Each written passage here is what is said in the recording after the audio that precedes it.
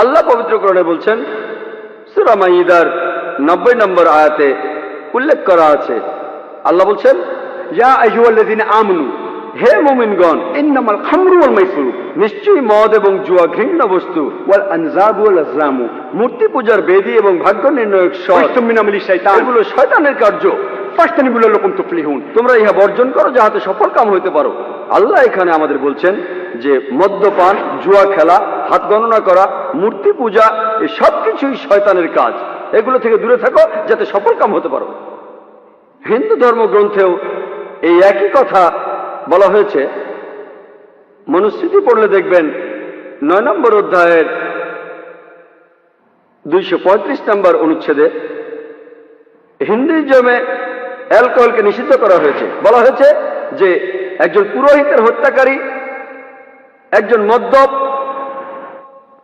একজন চোর, যে শিষ্য তার গুরুর কথা অমান্য করে, এই চারজনের সবাই আলাদাভাবে তারা গুরুতর পাপে পাপী।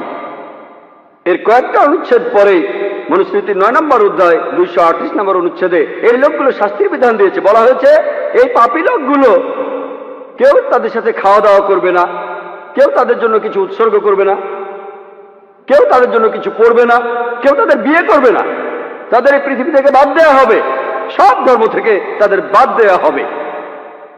হিন্দুইজমে অ্যালকোহল পান করার শাস্তি হলো কেউ তাদের সাথে খাওয়া দাওয়া করবে না, কেউ তাদের উদ্দেশ্যে কিছু পড়বে না, কেউ তাদের জন্য কিছু উৎসর্গ করবে না, কোন মানুষ তাদের বিয়ে করবে না, তাদের সব ধর্ম থেকেই বাদ দেওয়া হবে, এই পৃথিবী থেকে বাদ দেওয়া হবে। ইসলাম ধর্মে এত কঠিন শাস্তির কথা বলা নেই, একজন মদ্যপের শাস্তি। এরপর আরো বলা আছে মনুস্মৃতির 11 নম্বর অধ্যায়ের 55 নম্বর অনুচ্ছেদে বলা হয়েছে যে একজন মদ্যপ, একজন পুরোহিতের হত্যাকারী, যে লোক চুরি করে, যে শিষ্য তার গুরুর আদেশ অমান্য করে, এই সব লোকগুলো আর তাদের যারা সাহায্য করে তারা গুরুতর পাপে পাপী। শুধু মদ খেলেই নয়, যদি আপনি মদ্যপের সাথে থাকেন, মনুস্মৃতির কথা অনুযায়ী 11 অধ্যায় 55 নম্বর অনুচ্ছেদে আছে আপনি গুরুতর পাপ করছেন। মনুস্মৃতির 11 অধ্যায় 94 অনুচ্ছেদে আছে যে মদ তৈরি করা হয় চাউলের ময়লা থেকে, চাউলের ভেতরের ময়লা থেকে, আর ময়লা জিনিস খারাপ, তাহলে একজন পুরোহিত, একজন রাজা বা একজন সাধারণ মানুষ মদ পান করবে না।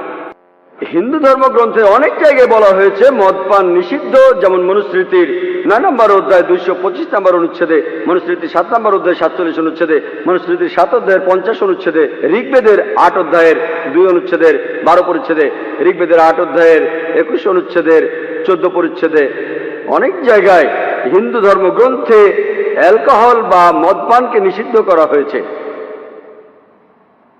2 নম্বর পয়েন্ট, সূরা মাইদার 90 নম্বর আয়াতে উল্লেখ করা আছে, ইয়া আইয়ুহাল্লাযীনা আমানু ইন্নামাল খামরু ওয়াল মাইসিরু, নিশ্চয়ই মদপান এবং জুয়া ঘৃণ্য বস্তু। হিন্দু ধর্মগ্রন্থে জুয়া খেলাকেও নিষিদ্ধ করা হয়েছে। যদি আপনারা ঋগ্বেদ পড়েন 10 নম্বর অধ্যায়ে 34 অনুচ্ছেদে 3 পরিচ্ছেদে বলা হয়েছে যে একজন জুয়ারি সে বলছে যে তার স্ত্রী তাকে ত্যাগ করেছে, মা তাকে ত্যাগ করেছে। আরো বলা আছে যে কেউ এমন লোকের সামনেও আসে না।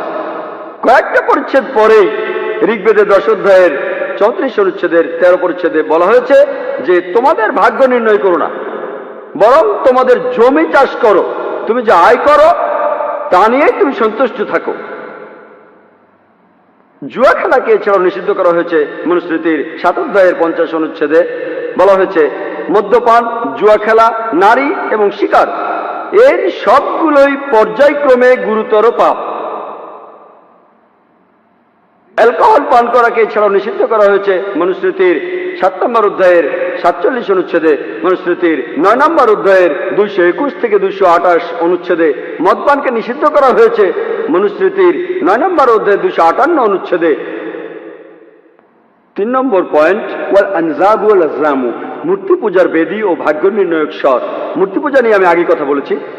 ভাগ্য নির্ণয়ক স্বর, ভাগ্য গণনা, মনুস্মৃতিতে উল্লেখ করা আছে 9 নম্বর অধ্যায়ের 258 অনুচ্ছেদে যে ব্যক্তি তার জীবিকা নির্বাহ করে মানুষের ভালো খবরগুলি বলে, ভবিষ্যৎ বক্তা, যে ভাগ্য গণনা করে, মনুস্মৃতির 9 নম্বর অধ্যায়ের 262 অনুচ্ছেদে বলছে রাজা তাদেরকে শাস্তি দেবেন তাদের অপরাধের মাত্রার উপর নির্ভর করে। এমনকি ভবিষ্যৎ বলে দেয়াকে ভাগ্য গণনা করাকে নিষিদ্ধ করা হয়েছে মনুস্মৃতির 9 নম্বর অধ্যায়ের 258 থেকে 262 অনুচ্ছেদে।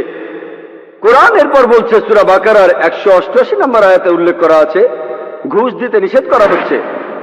কোরআন বলছে, মানুষের ধন সম্পত্তি অন্যায়ভাবে গ্রাস করিবার উদ্দেশ্যে বিচারকের নিকট অর্থ পেশ করিও না। ঘুষ দেওয়া বা নেওয়াকে কোরআনে নিষিদ্ধ করা হয়েছে। এই একই কথার উল্লেখ আছে মনুস্মৃতিতে 9 নম্বর অধ্যায়ের 258 নম্বর অনুচ্ছেদে। বলা হয়েছে, যে ব্যক্তি বিপথগামী, একজন প্রতারক, একজন করখেলাপি, এদের প্রত্যেককে 262 নম্বর অনুচ্ছেদে বলছে, রাজা প্রত্যেককে তাদের অপরাধের মাত্রা অনুযায়ী শাস্তি দেবেন। এরপরে কোরআন শূকরের মাংস খাওয়াকে নিষিদ্ধ করেছে 4টি আয়াতে। আল্লাহ পবিত্র কোরআনে বলছেন, সূরা বাকারার 173 নম্বর আয়াতে উল্লেখ আছে, সূরা মাইদা 3 নম্বর আয়াতে উল্লেখ আছে, সূরা আনামের 145 নম্বর আয়াতে উল্লেখ আছে, এবং সূরা নাহলের 115 নম্বর আয়াতে আছে, হুররিমাত আলাইকুমুল মাইতাতু ওয়াদ-দামু ওয়া লাহমুল খিনজির ওয়া মা উহিল্লা লিগাইরিল্লাহ বি। তোমাদের জন্য যাহা হারাম, মৃত জন্তু, শূকরের মাংস, রক্ত এবং যাহা জবাই করে আল্লাহর পরিবর্তে অন্য কাহারও নাম লওয়া হয়।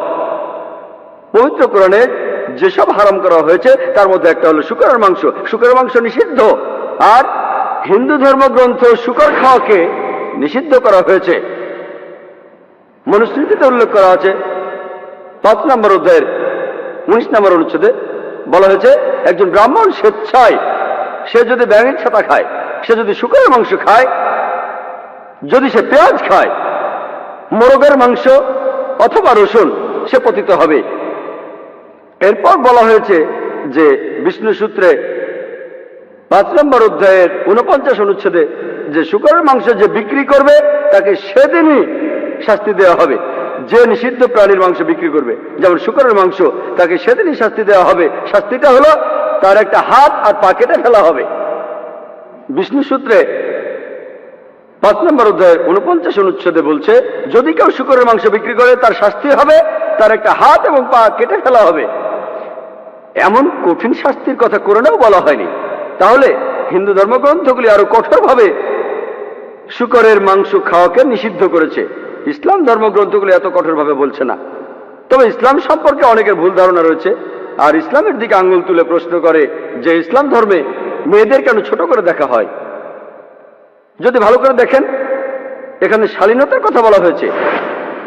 পবিত্র কোরআনে সূরা নূরের 30 নম্বর আয়াতে উল্লেখ করা আছে, মুমিনগণকে বলো দৃষ্টি সংযত করতে এবং লজ্জাস্থানের হেফাজত করতে। যখনই কোনো পুরুষ কোনো মহিলার দিকে তাকাবে, তার মনে খারাপ চিন্তা আসলে সে দৃষ্টি নিচু করবে। পরের আয়াত সূরা নূরের 31 নম্বর আয়াতে উল্লেখ আছে, মুমিন নারীদিগকেও বলো দৃষ্টি সংযত ও লজ্জাস্থানের হেফাজত করতে। যাহা সাধারণত প্রকাশ থাকে তাহা ব্যতীত যেন আবরণ প্রদর্শন না করে, গ্রীবা ও বক্ষদেশ যেন কাপড় দ্বারা আবৃত রাখে, এবং নিকটাত্মীয় ব্যতীত যেমন তাদের স্বামী সন্তান ব্যতীত আবরণ প্রদর্শন না করে। কোরআনে এবং হাদিসে হিজাবের 6টা পয়েন্টের কথা বলা হয়েছে। কোরআন এবং হাদিসেই আছে। প্রথমটা কতখানি, পুরুষদের নাভি থেকে হাঁটু পর্যন্ত, মহিলাদের জন্য পুরো শরীরই ঢাকতে হবে। দেখানো যাবে শুধুমাত্র মুখ আর হাতের কবজি পর্যন্ত। কিছু বিশেষজ্ঞ বলেন এটাও ঢেকে রাখতে হবে। এর পরবর্তী 5টা পয়েন্ট একই রকম। 2 নম্বরটা, তারা যে পোশাক পরবে সেটা আঁটসাঁটো হবে না যাতে শরীরের গঠন বোঝা যায়। 3 নম্বর, এই পোশাক স্বচ্ছ হবে না, এমন আকর্ষণীয় হবে না যা বিপরীত লিঙ্গকে আকৃষ্ট করে। 5, পোশাকটা এমন হবে না যে পোশাক অবিশ্বাসীরা পরে।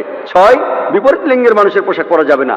একইভাবে যদি হিন্দু ধর্মগ্রন্থ পড়েন, ঋগ্বেদে বলা হয়েছে 8 নম্বর গ্রন্থে 33 নম্বর অনুচ্ছেদের 19 পরিচ্ছেদে বলা হয়েছে, ব্রহ্মা তোমাদের নারী বানিয়েছেন, তোমাদের মহিলা বানিয়েছেন, সে কারণে তোমরা দৃষ্টি নিচু করো, মাথা উপরে তুলো না, পায়ের পাতা দুটো একসাথে রাখো, আর তোমাদের পোশাকের মধ্য দিয়ে তোমাদের শরীর যেন দেখা না যায়। তাহলে ঋগ্বেদের কথা অনুযায়ী 8 নম্বর গ্রন্থে 33 নম্বর অনুচ্ছেদে 19 নম্বর পরিচ্ছেদে বলা হয়েছে যে মহিলারা তাদের দৃষ্টি নিচু করবে, তারা বিপরীত লিঙ্গের মানুষের দিকে তাকাবে না আর পর্দার আড়ালে থাকবে। এছাড়াও ঋগ্বেদে বলা হয়েছে 10 নম্বর গ্রন্থে 85 অনুচ্ছেদে 30 পরিচ্ছেদে যে এটা শয়তানি আর খারাপ কাজ যে যখন কোনো পুরুষ তার স্ত্রীর কাপড় দিয়ে নিজের উরু ঢেকে রাখে। তার মানে হিন্দু ধর্মগ্রন্থ অনুযায়ী বিপরীত লিঙ্গের পোশাক পরা নিষিদ্ধ। এছাড়া উল্লেখ আছে মহাবীর চরিতে 2 নম্বর অধ্যায়ের 71 পৃষ্ঠায় যে শ্রী রামচন্দ্র যখন দেখলেন পরশুরামকে, তখন স্ত্রী সীতাকে বললেন যে পরশুরাম আমাদের গুরুজন, তুমি দৃষ্টি নিচু করো আর পর্দার আড়ালে যাও। তাহলে শ্রীরাম স্ত্রী সীতাকে বলছেন, যখন কোনো গুরুজন আসবে তুমি পর্দা টানবে আর দৃষ্টি নিচু করবে। এরপর আপনারা যদি ঐতিহাসিক বিভিন্ন নিদর্শন দেখেন, সেখানে ইন্ডিয়ান মহিলাদের দেখবেন তারা পর্দার আড়ালে আছে। প্রাচীন মুদ্রা গুপ্ত সাম্রাজ্যের সময়কার, যেখানে মহিলারা, ইন্ডিয়ান মহিলারা মাথায় পর্দা দিয়েছে, সেই পর্দা কাঁধ পর্যন্ত, কারো হাত পর্যন্ত। আজকের দিনেও ইন্ডিয়ার অনেক গ্রামে গেলে দেখবেন সেখানে মহিলারা মাথা ঢেকে রেখেছে, কেউ কেউ মুখও ঢেকে রেখেছে। তাহলে যদি মহিলাদের শালীনতা ভালো করে দেখেন, ইসলাম ধর্মে আর হিন্দুইজমে বলা আছে মহিলাদের শরীর ঢাকতে হবে। এছাড়া লোকজন আরো বলে যে ইসলাম ধর্ম কেন পুরুষদের একাধিক বিয়ের অনুমতি দিয়েছে। আসলে যদি ভালো করে দেখেন, বেশিরভাগ ধর্মগ্রন্থই পুরুষদের অনুমতি দেয় তারা যতগুলো খুশি বিয়ে করতে পারে। যদি রামায়ণ পড়েন, রামচন্দ্রের বাবা রাজা দশরথ, তার 3 জন স্ত্রী। যদি বিষ্ণু সূত্র পড়েন 24 অধ্যায় প্রথম অনুচ্ছেদে, একজন ব্রাহ্ম 4টা বিয়ে করতে পারে। যদি মহাভারত পড়েন, কৃষ্ণের কতজন ছিল স্ত্রী? 4 জন, 10 জন, 1000, 10,000। কৃষ্ণের ছিল 16,108 জন স্ত্রী। কৃষ্ণের যদি 16,108 জন স্ত্রী থাকতে পারে, তাহলে মুসলমানদের 4 জন থাকলে কি সমস্যা? পবিত্র কোরআনের সূরা নিসা 3 নম্বর আয়াতে উল্লেখ করা আছে, নারীদের মধ্যে 2, 3 বা 4 জনকে বিবাহ করো, যদি সুবিচার করতে না পারো তাহলে 1 জনকে করো।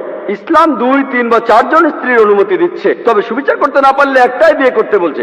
যদি সুবিচার করতে পারেন সর্বোচ্চ 4টা বিয়ে করতে পারেন, তার বেশি করতে পারবেন না। ইসলামে বহুবিবাহকে কেন অনুমতি দেওয়া হয়েছে জানতে চাইলে আমার ভিডিও ক্যাসেট দেখুন, ইসলামে নারীদের অধিকার।